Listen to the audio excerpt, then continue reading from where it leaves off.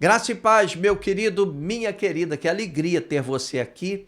E nós estamos, como você já sabe, iniciando uma série de estudos de alinhamento para a gente pensar da mesma maneira, ter a mesma visão. E por que que isso é importante?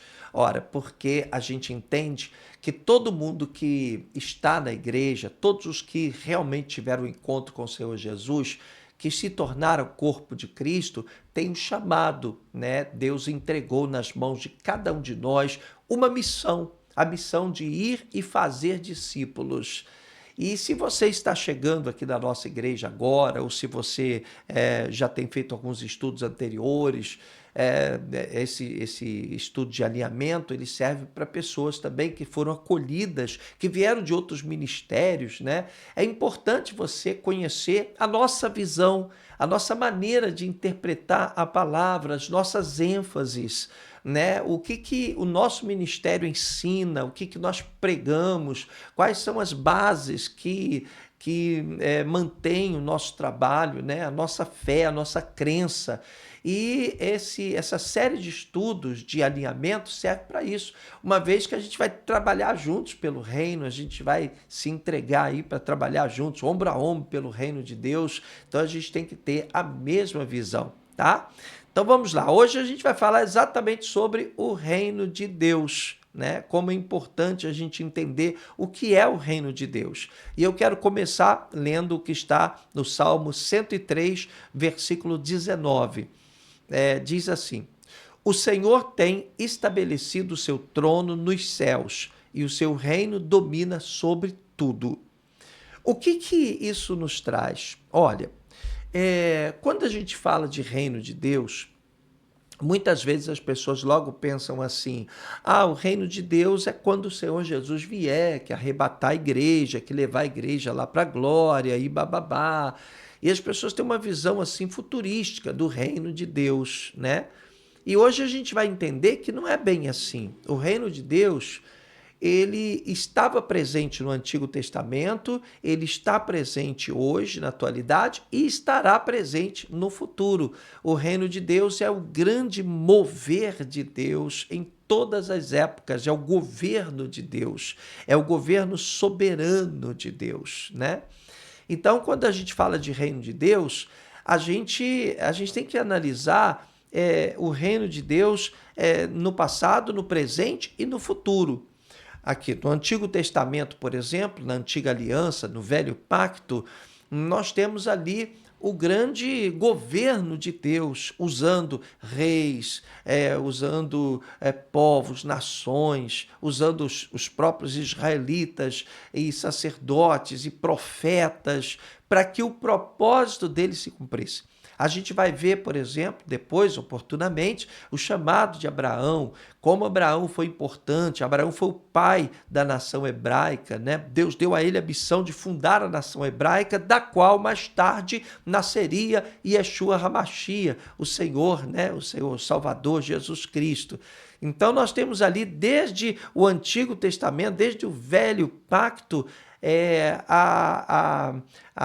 o domínio da vontade de Deus, né? O reino de Deus prevalecendo já na vida desses homens e dessas mulheres que viveram no passado.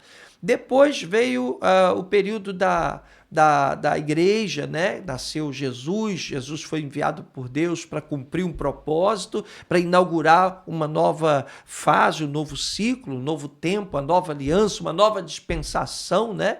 E aí o Senhor Jesus foi feito rei, né? E ele veio para reinar, né? E mais uma vez a gente vê o reino de Deus prevalecendo, né? E todo esse mover de Deus tem a ver com o reino de Deus. E aí a gente precisa também, claro, enxergar o reino de Deus na eternidade, né? De uma visão mais futurística, mais lá para frente, quando o Senhor virá e arrebatará a igreja. E aí muitas vezes as escrituras elas misturam a expressão reino de Deus com o reino dos céus, né?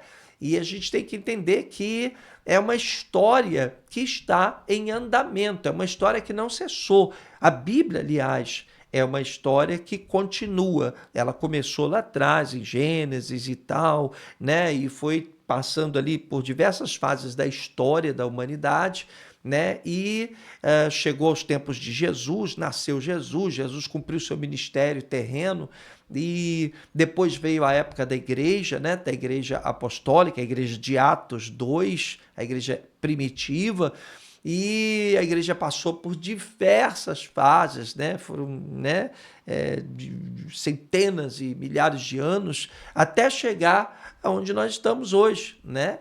Nós estamos aqui há 2000 e poucos anos de Jesus Cristo, né? E hoje nós estamos fazendo parte do reino de Deus, e no futuro nós teremos também o reino de Deus na eternidade, ou seja, é uma história que está em andamento. Quando a gente diz que a gente vai buscar o reino de Deus, a gente vai buscar o governo de Deus, passado, presente e futuro, né? O reino de Deus é todo o mover de Deus, né? Tudo que está debaixo do governo do Senhor. Então vamos ver aqui, olha, quando a Bíblia diz sobre o reino, referindo-se à eternidade, diz assim, olha só, Marcos capítulo 1, verso 15, Jesus diz aqui, o tempo é chegado, dizia ele, o reino de Deus está próximo, arrependam-se e creiam nas boas novas é o evangelho, né? Então aqui o Senhor Jesus está dizendo, o reino de Deus está próximo, referindo-se à etapa futura do reino de Deus, né? Que é a eternidade. Ó, está chegando a hora, o Senhor Jesus estava dizendo. Agora, você observa aqui que o Senhor Jesus nos manda buscar o reino hoje, né? Quer dizer, o reino na atualidade. Mateus 6,33, Jesus diz, busquem, pois, em primeiro lugar, o reino de Deus e a sua justiça, e todas essas coisas serão acrescentadas a vocês. Aqui a gente já tem uma visão da atualidade do reino de Deus, né? Nós temos aqui, ó, o reino no arrebatamento. Diz aqui, Marcos capítulo 4, versículos 26 ao 29, diz assim, ele prosseguiu dizendo, o reino de Deus é semelhante a um homem que lança a semente sobre a terra. Noite e dia, estando ele dormindo ou acordado, a semente germina e cresce, embora ele não saiba como. A terra, por si própria, produz o grão. Primeiro o talo, depois a espiga, e então o grão cheio na espiga. Logo o grão fica maduro, o homem lhe passa a foice porque chegou a colheita. Então aqui, quando se fala de colheita, o Senhor Jesus está referindo-se à fase do reino do arrebatamento, ou seja, quando haverá a grande colheita, quando a igreja será arrebatada. Observe que o reino de Deus é amplo, passado, presente e futuro, né? É muito importante porque a gente vai lutar pelo reino, né? Olha só o que é interessante, olha o que Jesus disse aqui em Lucas capítulo 17, versículos 20 e 21. Olha só, certa vez, tendo sido interrogado pelos fariseus sobre quando viria o reino de Deus, Jesus respondeu, o reino de Deus não vem de modo visível, nem se dirá, aqui está ele ou lá está, porque o reino de Deus está no meio de vocês. Eu acho que este versículo, essa palavra do Senhor Jesus, explica tudo, né? O reino de Deus não é apenas aquela visão do futuro, quando o reino de Cristo será estabelecido, nós temos o reino no milênio, né? São fases distintas do reino de Deus, mas Jesus explica aqui, olha, o reino de Deus já está no meio de vocês. Por isso é que o Senhor Jesus disse, buscai, pois, em primeiro lugar o reino de Deus, e as outras coisas vos serão acrescentadas. Então, é preciso que você tenha essa mesma visão de reino que nós temos, né? Nós fazemos parte de algo muito grande, é o reino de Deus. No passado, Abraão, Isaac, Jacó, os profetas, os sacerdotes, aqueles que viveram no passado, fizeram parte do reino de Deus. Estavam debaixo do domínio, do reinado de Deus, né? Depois veio Jesus, Jesus se tornou rei, né? Estabeleceu o seu reinado, seu trono de glória. e a igreja passou a estar debaixo desse trono, né? desse novo reinado. A Bíblia Sagrada diz que Deus nos tirou do reino das trevas e nos trouxe para o reino da sua luz. Ou seja, existem reinos. Nós fomos retirados do reino das trevas, onde Satanás era o rei, e fomos trazidos para o reino de Cristo, onde Cristo é a nossa luz, né? Nós fazemos parte desse reino, ou seja, estamos debaixo do governo do Senhor Jesus Cristo. E aqui o Senhor Jesus esclarece tudo. Ele diz, olha, o reino não vai ser assim anunciado. Ele está lá, ou está aqui, ou ele virá. Não, lógico, o reino virá, sim, outras fases do reino de Deus. Mas hoje, o reino de Deus já está aqui. Você faz parte do reino de Deus, eu faço parte do reino de Deus. Tudo que eu faço para Jesus, eu faço pelo reino de Deus. Nós estamos aqui para servir aos propósitos do reino de Deus, passado, presente e futuro. Isso é de extrema relevância que você compreenda.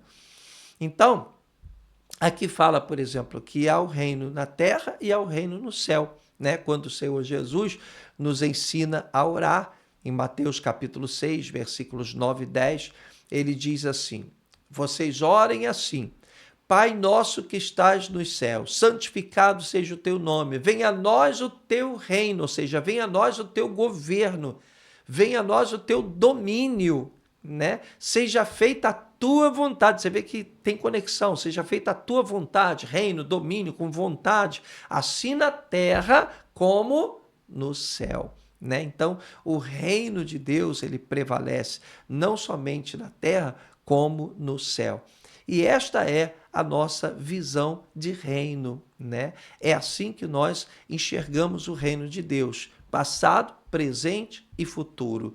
E a partir de agora, meu querido, minha querida, você está alinhando a sua visão com a nossa, porque nós vamos trabalhar pelo reino, né? Nós temos um chamado para cuidar do reino.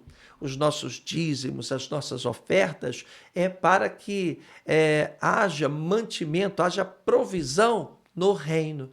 Tudo gira em torno do reino de Deus, né? Você vai servir ao reino. Eu estou aqui, tá? Fui chamado para servir ao reino. Assim como no passado, os reis, profetas, sacerdotes, pessoas foram chamadas para servirem ao reino. E futuramente muitos outros serão também chamados para servirem ao reino, ou seja, aos propósitos do reino, tá? Que Deus abençoe muito a sua vida, espero que você tenha entendido, né? A visão do reino que nós temos e seja bem-vindo ao reino de Deus, né? Porque juntos nós vamos lutar pelos interesses do reino. Por isso que Jesus disse, buscai, pois, em primeiro lugar o reino de Deus, ou seja, vamos buscar em primeiro lugar os interesses do reino. As outras coisas, Deus acrescenta, tá bom? Graça e paz, Deus te abençoe, te vejo no nosso próximo vídeo.